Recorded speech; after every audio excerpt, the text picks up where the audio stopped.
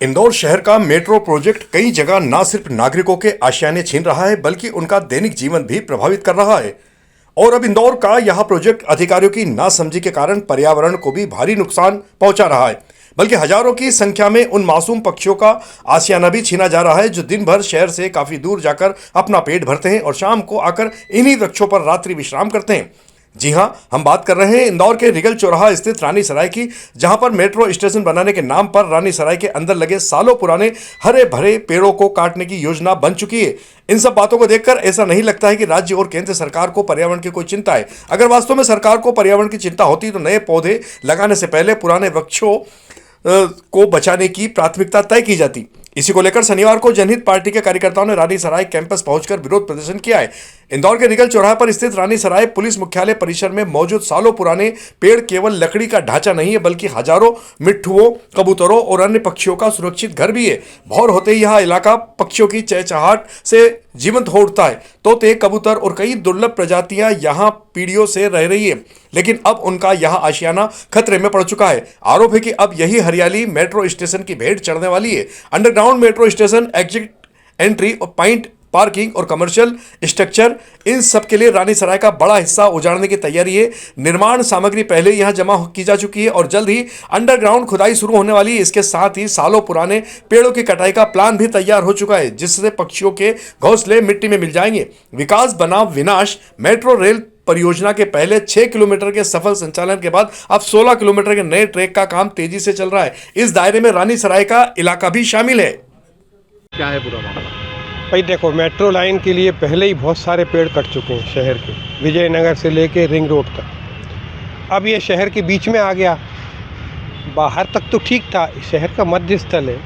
वैसे ही यहाँ पेड़ बहुत कम है, रीगल तिराहा है, ले दे के शहर में एक जीवंत, जागृत, रौनक भरी जगह है। हमारे पत्रकार साथी हों, चाहे पुलिस के ये एसपी ऑफिस है रानी सराय का, ये कॉफ़ी हाउस है, सामाजिक राजनीतिक क्षेत्र के लोग यहाँ आते हैं, बैठते हैं, तो ऐसा सुकून भरा स्थान है शहर के बीचों बीच। इसको उजाड़ना इस शहर के साथ बेइंसाफ़ी होगी।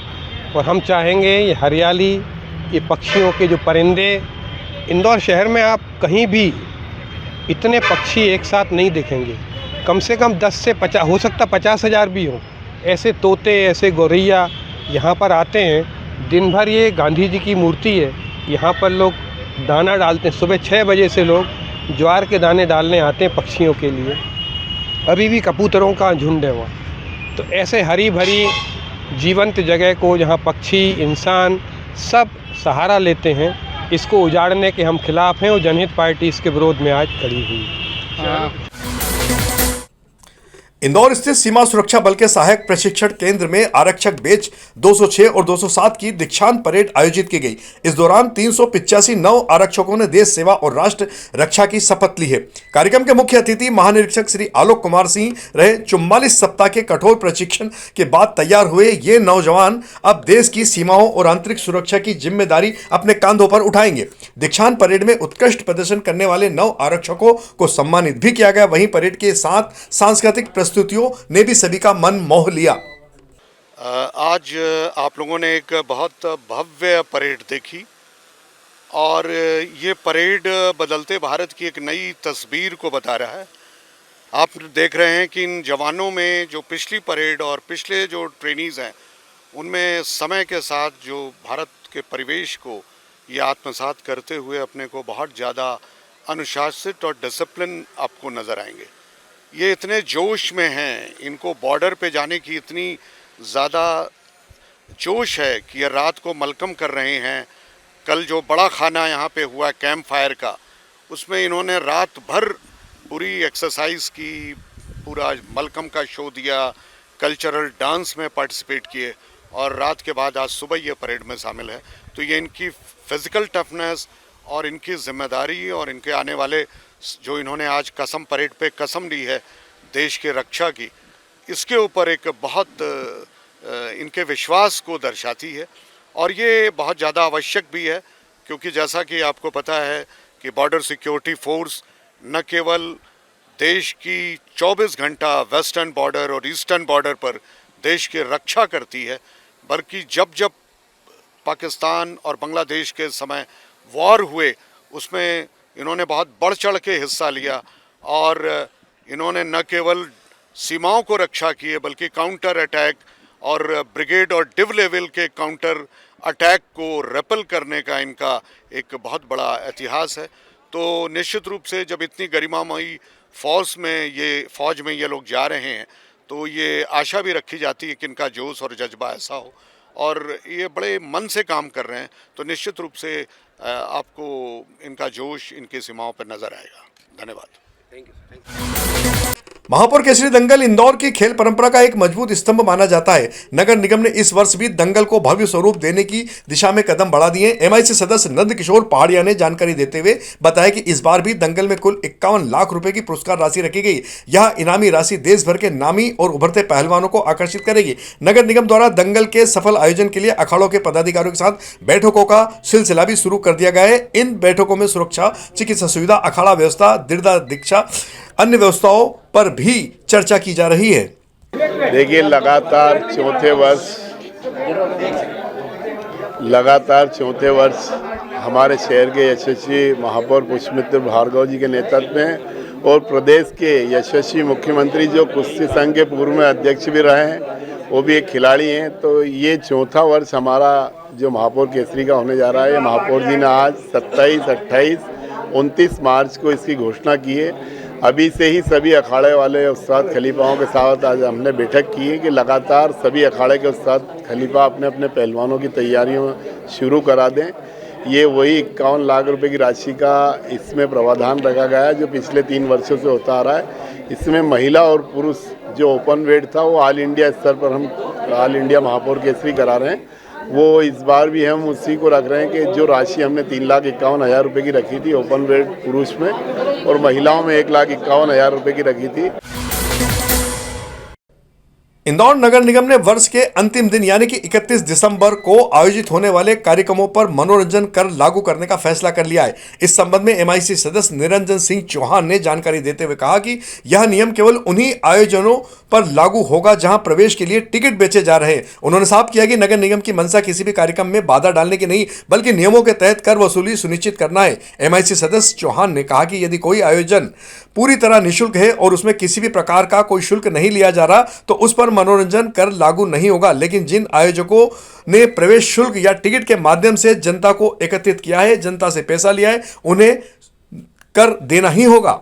इवेंट शहर में होने वाले हैं, किस तरह से उनके लिए गाइडलाइन जो है नगर निगम की तरफ से है? मैंने आज से 4 दिन पहले हमारे मार्केट के जो डिपार्टमेंट के अधिकारी उन सबको बोला कि 25 तारीख का भी बोला था, कुछ 1-2 जगह 25 तारीख को भी बड़े इवेंट हुए थे और 31 तारीख को जितनी भी बड़ी होटल और जितने कहीं पर भी ऐसे मनोरंजन के कार्यक्रम होते हैं उन पर टिके ले, तो उन सबसे हमारा जो पैसा 10% शुल्क बनता मनोरंजन कर का वो लेना चाहिए। और उसके लिए अभी से हमारी टीम ने उनको सबको नोटिस भी दे दिया होटल वालों को कि आप पहले दे दें, अगर नहीं देंगे तो छापामार कार्रवाई भी करेंगे और पैसा भी देंगे। शनिवार सुबह कलेक्टर कार्यालय जाते समय एसडीएम प्रिया पटेल ने ओवरलोड मैजिक वाहन पर कार्रवाई की। रास्ते में उन्होंने एक मैजिक वाहन को रोका जिसमें स्कूली बच्चे डिक्की में बैठकर यात्रा कर रहे थे।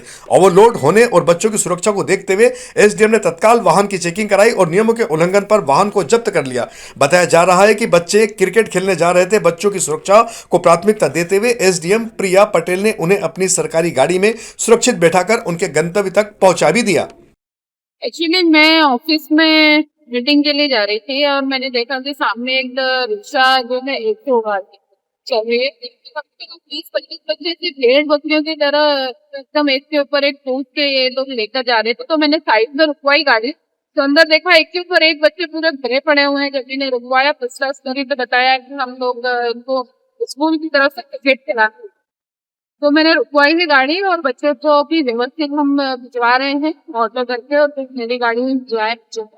और जो स्कूल संचालक है वो भी साथ में है और जो गाड़ी है उसको हम जब्त करेंगे और उस पर आरटीओ के माध्यम से हम कार्रवाई करेंगे और ये कोशिश करेंगे कि बच्चों के जो सेफ्टी है उस पर ध्यान रखा जाए और किसी तरह की लापरवाही बच्चों के साथ स्पेशली ना की जाए और जो अपने नियम होते हैं उनका पालन। इंदौर में जिला प्रशासन ने गंदगी के बीच गजक निर्माण पर बड़ी कार्रवाई की है। शुक्रवार शाम तेजाजी नगर मार्ग पाटनीपुरा स्थित 2 गजक फैक्ट्रियों में खाद्य कारोबार तत्काल प्रभाव से बंद कराया गया। मुख्यमंत्री डॉक्टर मोहन यादव के निर्देशों के पालन में कलेक्टर शिवम वर्मा के निर्देश पर खाद्य सुरक्षा विभाग की टीम ने शुक्रवार शाम को भी नेताजी सुभाष मार्ग पर कार्रवाई को अंजाम दिया था। निर्देशानुसार इंदौर में निरंतर मिलावटखोरों के साथ कार्रवाई की जा रही है और कल भी इसी प्रकार जो 2 गजक की जो फैक्ट्री थी उस पर काम चला गया। इसमें कई अमानक गंदगी इस प्रकार के जो अनियमितताएं पाई गई है, इन दोनों फैक्ट्रियों को सील किया गया है। इन पे बाकी सैंपलिंग भी की है और वैधानिक कार्रवाई जो है वो कर रहे हैं। लोगों को बार-बार कार्रवाई अपन करते रहे वैसे मान नहीं रहे हैं कहीं ना कहीं। इसमें देखिए जो इनमें कुछ हमने एफआईआर भी दर्ज करी है और हम लोग आगे और सख्त जो कानून है उसके हिसाब से भी कार्रवाई कर रहे हैं। हमने लीगल ओपिनियन ले लिया है इसमें और बहुत ही शीघ्र हम लोग इसमें और भी सख्त वैधानिक कार्रवाई भी करेंगे। इंदौर के थाना परदेसीपुरा पुलिस ने रात्रि गश्त के दौरान ब्राउन शुगर के साथ एक नशे के सौदागर को पकड़ा है। आरोपी के पास से करीब 11 ग्राम ब्राउन शुगर बरामद की गई। साथ ही उसका एक्टिवा वाहन भी पुलिस ने मौके से जब्त कर लिया। आरोपी खुद नशा करता है और दूसरों को भी नशे की लत लगाने के उद्देश्य से मादक पदार्थ बेचने का कार्य कुछ दिनों से कर रहा था। पकड़े गए बदमाश का नाम शुभम उर्फ गुलशन यादव निवासी भागीरथपुरा इंदौर बताया जा रहा है।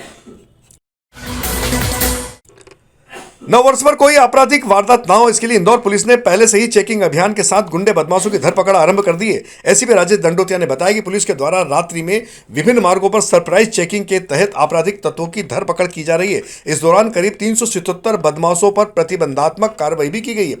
साथ ही शराब पीकर वाहन चलाने वाले 163 वाहन चालकों के खिलाफ वैधानिक अर्थदंड की कार्रवाई की गई है।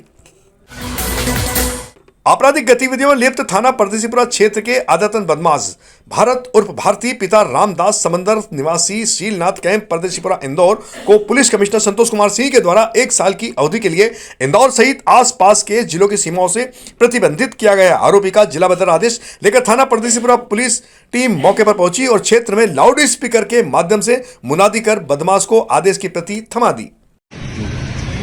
अब सभी लोगों को सूचित किया जाता है कि आवेदक भरत उर्फ भटिया पिता रामदास समिंदर उम्र 25 वर्ष निवासी 1391 पुराना 1026 शीलनाथ कैंप कुलकर्णी भट्टा इंदौर थाना परदेसीपुरा नगरी इंदौर के विरुद्ध मध्य प्रदेश राज्य सुरक्षा अधिनियम 390 की धारा 5 के अंतर्गत इस आदेश की प्राप्ति से 1 वर्ष की कालावधि के लिए जिला इंदौर एवं उससे लगे अन्य सीमावर्ती जिले उज्जैन, देवास, धार एवं खरगोन की राजस्व सीमा से बाहर चले जाने का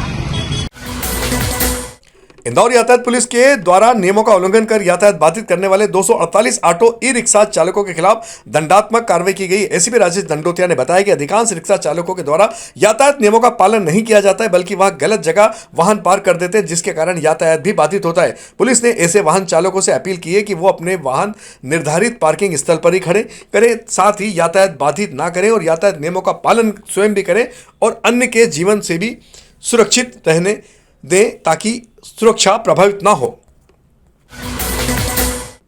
इंदौर में शिक्षा विभाग में एक बड़े गबन का मामला सामने आया है। इंदौर के स्कूली शिक्षा विभाग के अंतर्गत ब्लॉक शिक्षा अधिकारी कार्यालय में करीब 1,57,00,000 रुपए की शासकीय राशि के गबन का खुलासा हुआ है। जानकारी के मुताबिक कर्मचारियों ने सरकारी धन अपने परिचितों के निजी खातों में ट्रांसफर किया और बाद में वही राशि निकाल ली। मामला सामने आते ही कलेक्टर शिवम वर्मा ने निर्देश पर जिला पंचायत सीईओ सिद्धार्थ जैन ने जांच बैठा दी है। कलेक्टर ने बताया कि निजी खातों में शासकीय राशि का डायवर्जन पाया गया। संज्ञान में आते ही सभी बैंक खातों को तत्काल फ्रीज कर दिया गया है और फिलहाल जांच पड़ताल जारी है।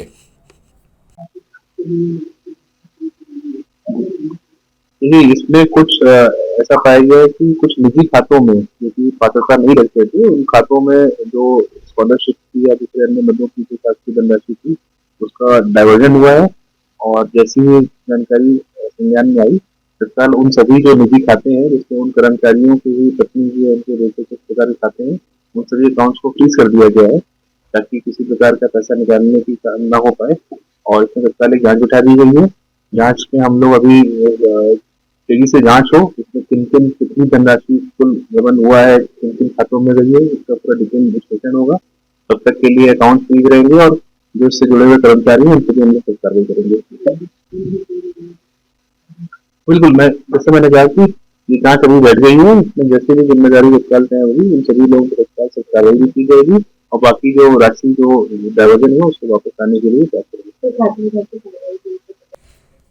तो यह थी हमारी आज की प्रमुख खबरें। खबरों का सिलसिला आगे भी जारी रहेगा। इंदौर से जुड़ी ताजा और महत्वपूर्ण जानकारियों के लिए आप हमारे दोपहर न्यूज चैनल से लगातार जुड़े रहने के लिए सबसे पहले इसे सब्सक्राइब करें, साथ ही अन्य को भी कराएं। यदि आपके पास भी कोई महत्वपूर्ण खबर या जानकारी है तो आप दोपहर न्यूज चैनल पर दिए गए नंबर पर संपर्क कर सकते हैं।